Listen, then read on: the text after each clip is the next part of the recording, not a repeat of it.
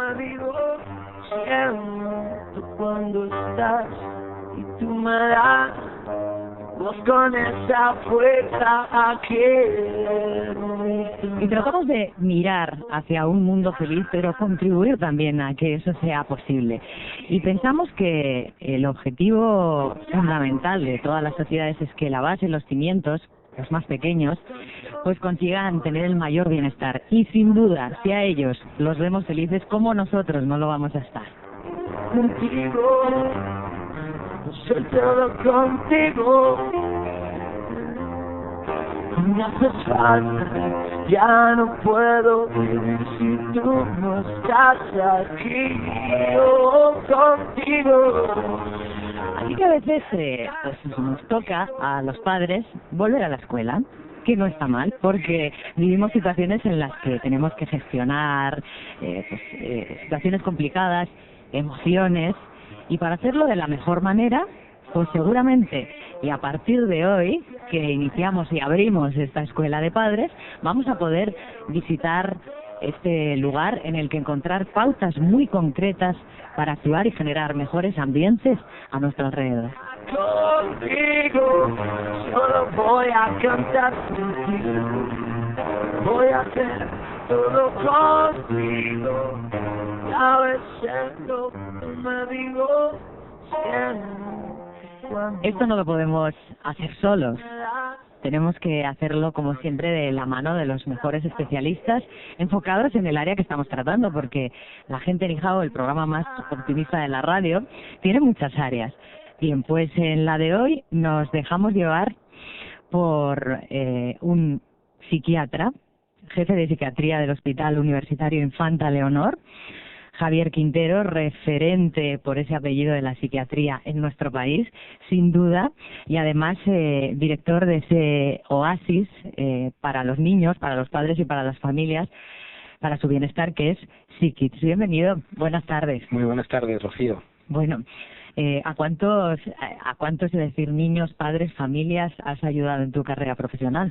Pues muchos, la verdad es que uno va sumando experiencias y la verdad es que cada día aprendo más de mis pacientes y de sus familias, ¿no? Y en realidad desde 1996 que empecé a dar mis primeros pasitos en esta fantástica especialidad como es la psiquiatría de niño y de adolescente, pues es cierto que ya vamos para 20 añitos y algún que otro paciente hemos visto. Pues no se notaría lo de los 20 años, pero en todo caso es que pienso que tus primeros pasos ya estaban muy ambientados en toda esta especialidad, ¿no?, de la medicina, de la psiquiatría, porque lo habías vivido, lo tenías muy próximo, ¿no? Sí, lo que pasa es que muy poquitos amigos míos saben que yo realmente fui alumno interno de cirugía durante la carrera. Es decir, que yo tenía claro que quería ser médico, tenía claro que quería trabajar con los niños, pero bueno, en realidad estuve haciendo mis pinitos en cirugía pediátrica. Al final decidí que me gustó mucho más la psiquiatría y las enfermedades mentales y el comportamiento, que no quizás algo tan, bueno, interesantísimo también como puede ser la cirugía o cualquier otra especialidad. Pero mejor diseccionar las emociones, los comportamientos. Y las almas. Y las almas, casi nada, casi nada. Es importante el lugar de trabajo, el ambiente, el clima que tú crees para trabajar, porque, por ejemplo, hoy te hemos invitado a la que desde hoy ya es tu casa, porque hemos abierto la escuela de padres por las tardes en Gente Nihao, y bueno, pues tú llegas aquí y me puedes decir qué sensaciones has tenido. Yo te puedo decir qué sensaciones tengo cada vez que entro en este estudio, que Jesús Córdoba, que es nuestro responsable técnico, tenemos el privilegio de ver desde el momento álgido donde todavía vemos el sol por encima de nuestros hombros hasta que ya va bajando y anochece. Vemos todos los atardeceres, los vemos aquí, en este magazine. Y cuando hay algunos, porque algunos son preciosos, en Madrid, entonces Jesús saca la cámara y hace una foto, y tenemos una colección inmensa, ¿no? Pues bueno, yo cada día que vengo aquí, pues siento un atardecer probablemente, ¿no? Y me llena de ilusión, y lo que intento es trasladar precisamente, ¿no?, esa ilusión a todos los que nos siguen, que cada día son más. Pues primero, ¿qué sensación has tenido tú al entrar en Radio Internacional? Pues comentabas cuando te escuchaba al principio del programa que hablabas desde el ático de la radio, ¿no? Tú y yo hemos compartido micrófonos en otros sitios, ¿no? Sí. En sitios con muchísima menos luz y desde luego, no sé, los oyentes desde luego no pueden compartirlo, pero tenemos desde la planta 12 en el centro de Madrid una vista de Madrid espectacular, lo cual es atípico para una radio. Bueno, los oyentes irán pasando, de hecho han comenzado a hacerlo, tienen que efectivamente tener esta visita, que ya quieren hacerla, porque luego nos escuchan de otra forma, ya no porque nos conozcan a nosotros, sino porque vean pues este estudio, ¿no? Que es el lugar de trabajo y también de disfrute, de crecimiento. Es importante el lugar, el ambiente, sobre todo, ahora vamos a tu trabajo, ¿no? Donde estás haciendo, pues yo creo que es algo muy muy especial, ¿no? Que el sentirse bien, a gusto, relajado, confiado, supongo que es importante. Todo suma, desde luego todo suma. Yo he tenido la oportunidad de trabajar en espacios de los más diversos, en sitios, pues bueno, que de realidad eran espacios pequeños, angostos, pero ahí, bueno, pues se compensaba el espacio con el afecto, el cariño y bueno, y también se llega a los pacientes no solamente por el envoltorio, sino también por lo que hay dentro. Pero desde luego, cuando uno trabaja en un espacio luminoso, abierto, y cuando trabaja con niños y el niño tiene espacio para poderse mover, para poder jugar, muchas veces una consulta, e incluso en ocasiones, pues bueno, pues es capaz de compartir con otro colega el espacio, pues desde luego es muchísimo más fácil desarrollar nuestra tarea. Pero qué difícil llegar, como decías, al alma de los niños, ¿no? O a lo mejor pensamos que es más complejo que los adultos y luego resulta que no es así. Tiene sus peculiaridades. Yo no diría que es más difícil. A mí se me antoja muy difícil, no lo sé, pues que un ingeniero haga un cálculo de una estructura de un edificio como este, por ejemplo, ¿no? Porque probablemente no tengo ni idea de hacer cálculos, ¿no? Pero sí es cierto que cuando uno empieza a trabajar con los niños son mucho más fáciles que los adultos. Paradójicamente hay que tener otras herramientas distintas, hay que explorarlos de una manera diferente. El dibujo, digamos, exploraciones indirectas, no es tan fácil como un adulto nos puede explicar cómo se siente. Un niño es difícil que entienda cómo se siente, con lo cual es muy complicado que nos lo cuente. Pero de la observación, de la comprensión de lo que está ocurriendo, de lo que nos dice y sobre todo de cómo nos lo dice, obtenemos mucha información. Y como decía, al final es mucho más transparente que un adulto. Un adulto al final puede tener una mejor introspección de sus propias emociones, pero luego las tamiza o las procura tamizar, muchas veces por intentando acercarse a las expectativas de lo que el otro espera oír. El niño no, el niño es en sentido transparente. Y mencionabas mi trayectoria, las grandes lecciones, de las muchas lecciones que he aprendido de mi padre, es que también jugamos a favor de la naturaleza. Es decir, que nosotros tenemos la fortuna de poder llegar a trabajar con niños que empiezan a tener dificultades y que la naturaleza, si le ayudamos, nos va a ayudar a nosotros. En el adulto eso ya no ocurre. La naturaleza ya ha hecho su trabajo y cuando trabajamos con pacientes de 30, 40, 50, incluso más años, ¿no? Ya pacientes y ancianos, pues la naturaleza ya no juega a favor, sino casi juega en contra. Así que no te equivocaste de profesión. Yo la vivo apasionadamente. Me decías que tú, bueno, en este caso no fue cortar la cinta del Hospital Universitario Infanta Leonor, sino quitar los plásticos. ¿Cómo se vive pues arrancar, un proyecto, un hospital, ¿no?, de esa envergadura? Yo creo que en realidad en mi vida podría hacer muchas cosas, pero poner en marcha un hospital como ha sido el Infanta Leonor, desde luego es uno de los privilegios en los que ya me llevo en mi carrera profesional. Poner en marcha un hospital a mí me implicó reorganizar mi pensamiento desde cero. Hablábamos antes de culturas, de empresas y de compañías y tal, pues de una cultura general. La gente no se explica, ¿no? Pues a veces como pues la cultura de un hospital X es distinta a la cultura del hospital Y. Y es que así, es decir, las cosas se hacen de manera diferente, sutilmente diferente. No grandes cambios, pero cambios. Y ahí tuvimos la oportunidad de hacer una cultura de cero, de repensarlo todo. O sea, aquellas cosas que hacíamos porque nos lo habían enseñado a nuestros jefes a hacerlo de una determinada manera, pues nos dimos cuenta de que había que hacerlas de una determinada manera si era la mejor.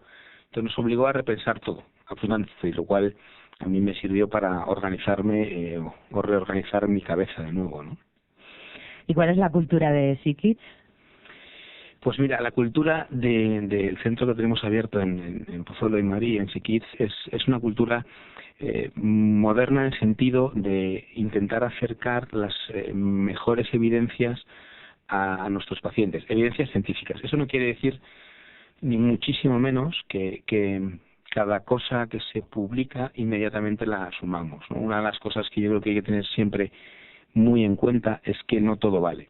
Y a veces el que una cosa no tenga efectos secundarios no necesariamente es buena. Es decir, porque bueno, nosotros intentamos incluir en nuestra cartera de servicios todo aquello que ha demostrado una utilidad para el manejo de los niños con cualquier tipo de dificultad, ¿no? Pero quizás una de nuestras áreas de máximo expertise, que es el manejo de los niños con trastorno por déficit de atención e hiperactividad, todos los días surge alguien que publica algo sobre algo que dice que es útil para manejar estos niños. Y yo creo que la ciencia es muy concreta, hay una metodología muy estricta para decidir si esto es bueno o no es bueno. Y muchas veces la gente, los padres, las madres, deciden, no, pues voy a hacer esto porque en realidad esto es una cosa que me dicen que es buena y no tiene efectos secundarios. Todo tiene efectos secundarios. Si no, pregúntame a la vuelta de Navidades los efectos adversos de Mazapán, por ejemplo, ¿no? Es decir, que en realidad todo tiene sus posibles efectos secundarios si se utiliza mal. Y luego hay otra parte también es muy importante y es el desgaste. Es decir, trabajar con un niño sin tener claro por qué y para qué no tiene mucho sentido. Entonces nosotros, ¿qué es lo que queremos? Comprender al niño, su entorno, su familia, y definir con el paciente o con su familia, dependiendo de la edad del paciente, si el niño es mayor, si es un adolescente, desde luego con él, si el niño es más pequeño, pues desde luego intentar que él lo entienda, pero desde luego contar con la colaboración de los padres, definir lo que llamamos una formulación clínica, es decir, es explicar lo que le ocurre y sobre todo por qué le ocurre y cuál es la mejor manera de ayudarle. Javier Quintero, que hace 3 años abriste la escuela de padres y decidiste que querías ayudar a los niños con dificultades, a sus familias, a sus entornos y bueno, al final ayudar a los padres es ayudar a la sociedad, ¿no? Porque seguramente todo revertirá en un resultado más satisfactorio generalizado, ¿no? Lo que vamos a hacer aquí en la radio es volcar toda tu experiencia, ¿no?, de esta escuela de padres en dosis y en temáticas muy concretas, que sean al final casos que ocurren con frecuencia, más de la que pensamos, sin duda, y ligarlos a la actualidad y sobre todo ligarlos a hacer un espacio muy pragmático, muy concreto, donde pues la gente pueda encontrar vías, ejemplos de motivación muchas veces para pedir ayuda, porque nos estará escuchando mucha gente que no haya dado el paso de pedir ayuda y poco a poco se irá convenciendo de que, bueno, pues como cualquier otro especialista, hay los especialistas en psiquiatría infanto-juvenil pueden hacer mucho por sus niños, ¿no? Has dicho una cosa muy importante y es que cómo empezamos, ¿no? Es decir, cómo decidimos, bueno, pues dentro de las cosas que hacemos, plantear este modelo de escuela de padres, pues precisamente para que se den cuenta los padres que realmente no están solos en el universo. Los problemas son recurrentes y las dificultades que tienen determinados padres, la verdad es que lo comparten muchos más padres. Por ejemplo, digamos alguna para que ya se vayan quedando con esa intención de volver. Por ejemplo, el cómo plantear, por ejemplo, normas de conducta y comportamiento. Es decir, ahora uno de los temas que a mí personalmente más me inquieta y me preocupa es cómo somos capaces de conseguir pues que nuestros hijos acaten normas, toleren bien la frustración, por ejemplo, ¿no? Los límites, esto está. Con 6 meses a mí ya me decía el pediatra, castígala, y yo luego llegaba a casa y digo, ¿cómo la castigo? Y la ponía con el carrito a mi hija, claro, frente a la puerta de la entrada, porque yo no sabía cómo castigar a una niña de 6 meses. Pues, por ejemplo, yo creo que es infinitamente más eficaz el refuerzo positivo, el premio, que no el refuerzo negativo o castigo. Es decir, que muchas veces, lo cual no quiere decir que no haya que castigar, por supuesto a veces hay que castigar y ser contundente, pero lo que no se puede es estar utilizando el castigo de manera recurrente como mecanismo de modificación del comportamiento, porque eso con el tiempo fracasa. El niño acaba generando una insensibilidad al castigo y ya me puedes castigar a no respirar, que me da igual. Y enseñar bueno, es que tantas cosas, la verdad que las temáticas son pues la vida misma, ¿no? Enseñar a estudiar ella por aquí a nuestros hijos, aunque ahora parece que si no estudiamos los padres con los hijos no son capaces. Yo no sé esto cómo funciona ahora, ¿no? Ese es el craso error, ¿no? Es decir, mis padres yo creo que se sentaron una o ninguna vez a estudiar conmigo, pero ahora mis hijos lo demandan de manera constante. Y yo creo que en ese sentido hay que buscar el equilibrio. Si yo, una de las cosas que defiendo siempre es que las cosas no son blancas o negras, suelen ser grises. Unos días grises muy claritos, otros días grises muy oscuros, pero no son blancas o negras, son matices. Y el problema que conseguimos cuando entramos en esa espiral de estar constantemente trabajando con nuestros hijos para que ellos hagan sus tareas, sus deberes, es eliminar su capacidad de ser autónomos. Y llega un punto donde no son capaces de estudiar si no es contigo al lado o con su padre al lado. Sí, esto es como cuando en el colegio te dicen, pero tú le ayudas mucho a hacer cosas tan sencillas como abrocharse los botones. Es que vemos que esa independencia que tenía que tener con su edad, y a veces pues esa protección, sobreprotección, ¿no?, que tenemos con ellos. Cada vez que protegemos en exceso a uno de nuestros hijos, en realidad le limitamos capacidad de autonomía. A mí me gustaría que los oyentes visualizaran lo que para nosotros es la maternidad y la paternidad, que es ser capaces de llevar ese niño que un día te entregaron la maternidad, que era absolutamente dependiente de ti, es decir, no era capaz ni de girarse en la cuna si tú no girabas. Y que tú decías, ¿qué hago yo con eso, no? Básicamente. Aparte, por dentro. No lo exteriorizabas porque no quedaba bien. ¿No te dieron el manual de instrucciones en la maternidad? Sí. Últimamente las matronas tienen una mala uva. De verdad que sí. Pues eso, que visualicen ese momento. Y que ese momento es llevar a ese niño, 2,5 kilos de personita, a llevarlo 18, 20, X años después, a la absoluta autonomía, donde no necesite de ti para nada. Otra cosa es que pueda estar y tener la mejor relación del mundo contigo, y eso debe ser así, pero que sea absolutamente autónomo. Ese es el objetivo, y cada día hay un pequeño hito de desarrollo, de autonomía, de crecer. Ese es el ejercicio, es una línea imaginaria que lleva de la máxima dependencia a la completa autonomía. Importante escucharle, porque solo en un pedacito de introducción a lo que será una gran escuela de padres que ya inauguraremos con el nuevo año, nuevo gobierno, todo nuevo. En fin, que vamos a dedicar una canción. Nosotros te hemos puesto una para tu recibimiento, pues ahora para tu despedida. Elige tú algún tema que quieras, o a lo mejor algún tema, pues acordándonos del gran referente que te ha hecho llegar hasta aquí, ¿no?, que como ha sido tu padre. Mira, acordarme de mi padre ahora me llevaría a canciones más melancólicas que otra cosa, ¿no? Yo creo que no va con el temple del programa, ¿no? Pero a mí hay, en el modelo de educación, de lo importante que es trabajar con los padres, siempre hay dos partes, ¿no?, muy importantes. Una es hacerlo bien y hacerlo cada día mejor, y otra es suerte.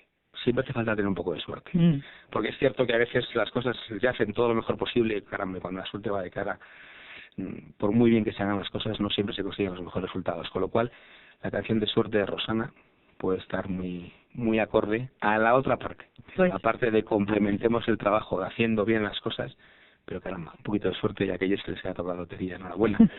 Yo no tengo esa suerte. En suerte ha tocado otra vez. Pues ese poquito de suerte que vamos a tratar de buscar, y que seguro que tendrán suerte los padres que puedan escuchar a Javier Quintero, porque se van a llevar pues aprendizajes para aplicar en su vida. Y básicamente vamos a dar desde aquí dosis a partes iguales de educación como de emoción, porque no hay más que ver y escuchar a Javier cómo habla de los niños, de los pequeñitos, de cuando van creciendo, ¿no?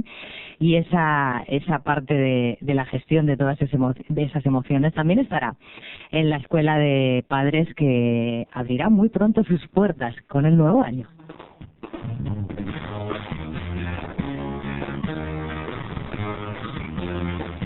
Nos despedimos, Javier, con sensaciones que nos des, una o dos, de ciertos conceptos que te voy a lanzar, que están en tu propia hoja de ruta, así que no tiene que ser muy difícil. Si te digo constancia, ¿qué sensaciones te provocan? Constancia, autodirección, es decir, ser capaz de tener un objetivo y trabajar por él y superar las adversidades que el camino nos irá presentando. ¿Y educación? Una tarea complicada, pero que a veces nosotros hacemos mucho más complicada de lo que realmente es. Descompliquemos la educación. ¿Emoción? La esencia de nuestra conducta, lo cual no quiere decir que con nuestro pensamiento seamos capaces de modular las emociones y, por tanto, trabajar con ellas. ¿Eres un buen gestor de emociones? ¿Las mías o las de los demás? Esta era la trampa. Hombre, las de las demás lo doy, por supuesto. Todos los días aprendemos de gestionar nuestras emociones. Cuando la gente me pregunta ¿qué tal se te da esto de las emociones? Digo, es como si le preguntas a Rafa Nadal qué tal se da jugar al tenis. En realidad Nadal y yo no nos diferenciamos tanto en cómo jugamos al tenis. Lo que pasa es que él juega 10.000 horas más al año al tenis que yo, y es cierto que yo pues me paso el día metido en el mundo emocional, con lo cual, hombre, espero que algo se me pegue. Pues algo se nos va a pegar bueno de Saber Vivir con Javier Quintero, jefe de psiquiatría del Hospital Universitario Infanta Leonor y director de SickKids. Gracias y nos veremos por aquí. Muchísimas gracias, Rocío, y muy buenas tardes.